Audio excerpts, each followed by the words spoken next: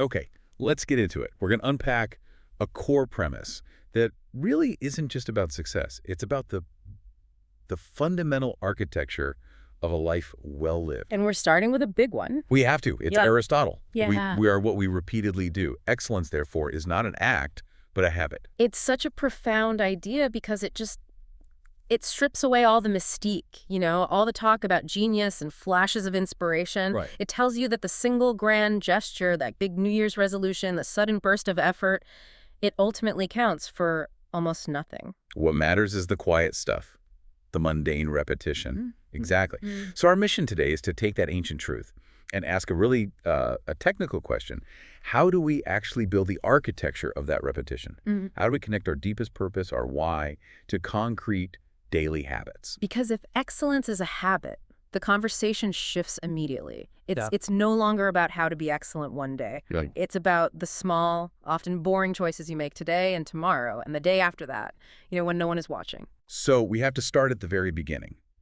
If we are defined by what we repeatedly do, then the fundamental question becomes, what should we repeatedly do? And maybe more importantly, why? And that why. That takes us right into what Robert Greene calls the crisis of purpose in the modern world. He argues we are, and this is his phrase, uniquely starved for meaning. Okay, I get the idea of a modern void, but why starved now? Specifically now compared to, say, 100 years ago. Well, it's a side effect of freedom, of secularization. Okay. Previous generations had these really rigid external frameworks. You had organized religion, clear social roles, societal expectations that told you exactly who you were and what your day should look like. So the path was kind of laid out for you, It was. And now most of those external constraints have they've largely dissolved. leaving us with all this freedom, but also feeling fundamentally adrift. Precisely. And that's why people flounder. They fill their time with activity scrolling, endless distractions, trying to optimize their productivity, but it all feels empty. Because it's disconnected from any personal meaning. Exactly. You can be incredibly disciplined, super productive, and still feel completely hollow if there is, no defining purpose. So that makes the task pretty clear then.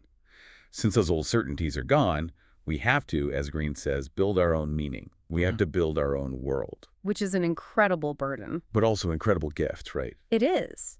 And if we need an anchor for that burden, we can turn to Viktor Frankl. I mean, his insight written from the absolute desolation of a concentration camp. It's staggering. It is. He says the source of human resilience, of our ultimate salvation, is found through love and in love. Purpose has to be tied to something bigger than just survival or, climbing the social ladder. That's the ultimate anchor. Yeah. But let's push on this a bit. If we're supposed to live by inner knowledge and strength, isn't that a huge luxury? What about the person who genuinely hates their job, but they need it to pay rent? How do they reconcile Frankl's love with that daily grind? That is the essential conflict, and it's why we need a distinction that Martin Luther King Jr. made. He talked about vanity versus conscience. Okay. Vanity asks, is it popular? Is it approved of? But conscience asks, is it right? So even if you're in a job you dislike, you can still exercise that inner knowledge. You can ask, am I doing this task with integrity? Am I acting according to my own internal code? So Frankl's love doesn't have to be for the job itself. No, not at all. It can be love for your own integrity or love for the people you're providing for. If you're always chasing external validation, your habits will only ever be a performance. That's the pivot we need. It means the habits we build have to be rooted in that conscience, no matter what the external circumstances are. Absolutely. Your inner knowledge dictates the kind of excellence you're even trying to build. So now we can connect that inner anchor, that purpose and love, directly to Aristotle's more mechanical formula. Yeah. Excellence isn't born from just brute force or willpower. It has to be born from that profound personal connection to an activity. It's the love that transforms the practice from a chore into a choice. It's the engine. It's what fuels your persistence when that initial excitement inevitably fades. Love provides the willingness. And Greene gives us a really tangible way to find this engine.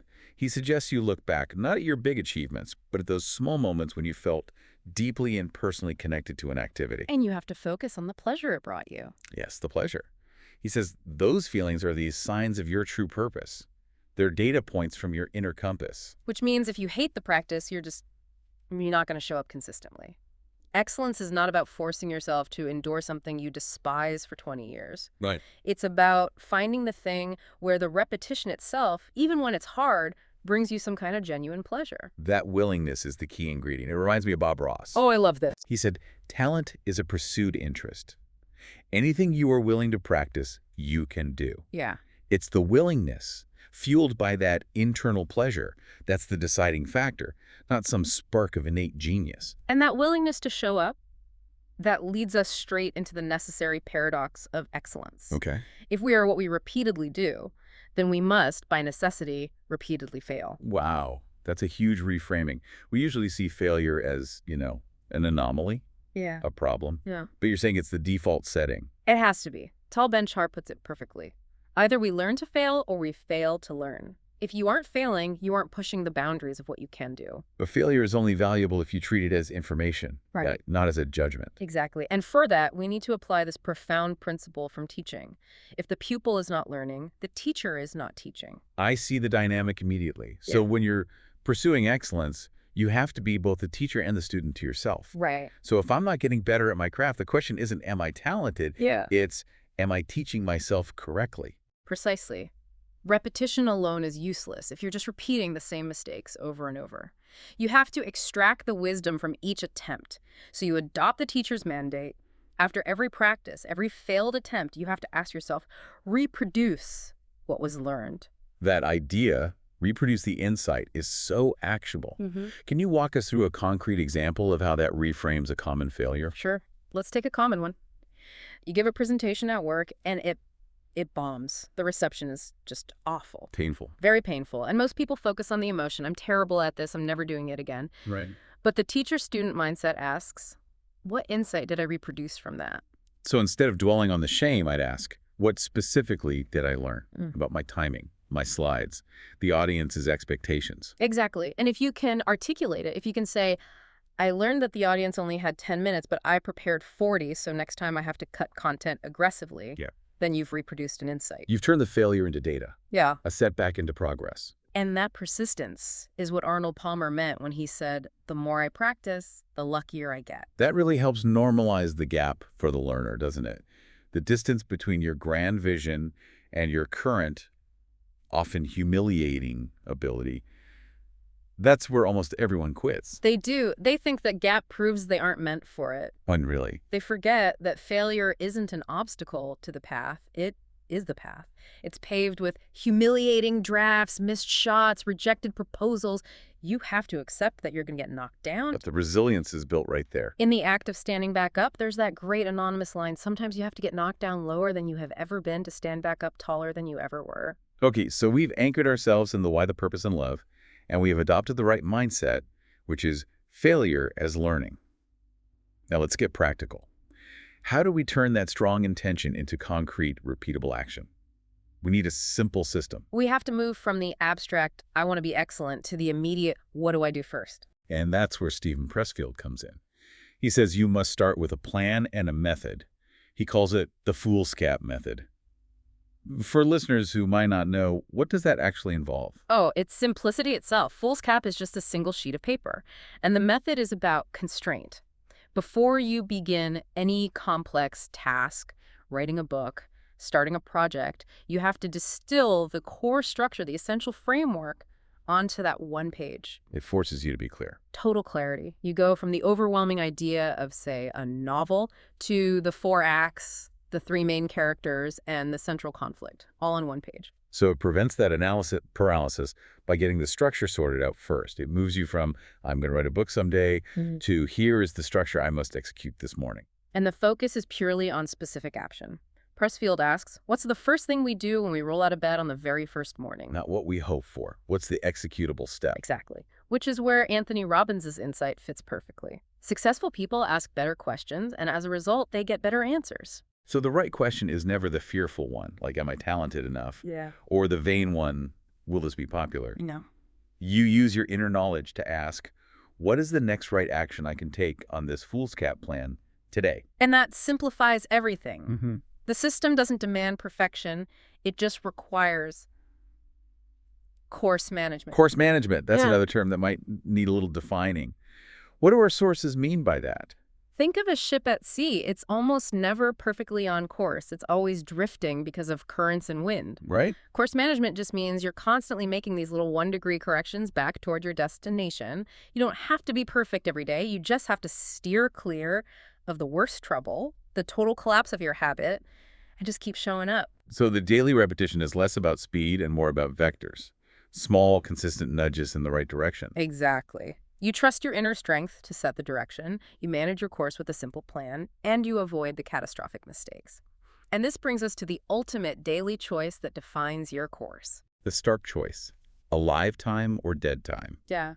I mean, are you actively observing, learning, and improving in this moment? That's alive time, even if you're just waiting in line? Or are you just passively enduring it, letting time pass you by? That's dead time. And that choice, moment by moment, builds the whole cathedral. It does. That focus on active, learning-based repetition brings us to the final, necessary piece of the architecture. Yeah. Because if we only focus on the mechanics and the plan, the habits can become joyless. They can lead to burnout. Which is why we need the emotional connection. Jim Rohn introduces this essential point. Our emotions need to be as educated as our intellect. Educating our emotions. Yeah. That sounds a bit abstract. What does that specifically mean in the context of building a habit of excellence? It means we have to know how to feel, how to respond, and how to let life in so it can touch you. This education is what prevents habits from becoming mechanical and excellence from becoming empty. Because if you achieve all your goals but you feel nothing, the excellence is hollow. Completely hollow. Emotional education means you consciously allow yourself to feel the genuine joy of small progress, the quiet pride in your own persistence. It's not just about the big achievement at the end. It's about recognizing the process itself. It's what Abby Wambach described as a beautiful thing to watch people push themselves further than they think they can.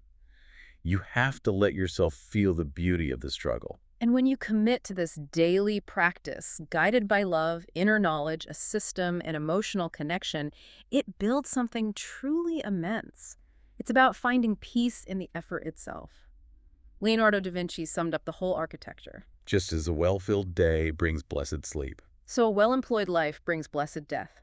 Meaningful, repeated practice doesn't just create excellence, it creates this profound, lasting peace. You know, when you look back at all these sources, from the ancient philosopher to the modern teacher, there's this anonymous wisdom that just whispers, it's all so simple. It is simple, not easy, but simple. Because the steps are clear, even if they're demanding. Find what you love. Let conscience guide you. Live by your inner knowledge. Make a simple plan. Your fool's cap. Show up for your repetition. Fail. Learn from it. Reproduce the insight. Ask better questions. And choose a lifetime. Yeah. The power is entirely in that choice of repetition. So you have to choose your repetitions carefully. From love, not from fear. From purpose, not from pressure. Every small choice you make, every time you sit down to practice, every time you choose to learn from a failure, it's a brick in the cathedral you're building. And you just have to keep the faith. Because as the wisdom reminds us, saints are the sinners who never quit trying. So if you've been waiting for some grand inspiration or a dramatic breakthrough or for someone else's approval before you begin the work, you have to stop waiting. Excellence isn't waiting for you in some distant moment of triumph. It resides in the choice you make right now, today, to implement your system, to be both teacher and student to yourself, to extract wisdom from your failures, and to just keep showing up. The ultimate question of the architecture is not what you will do tomorrow. It's what you will repeatedly do today.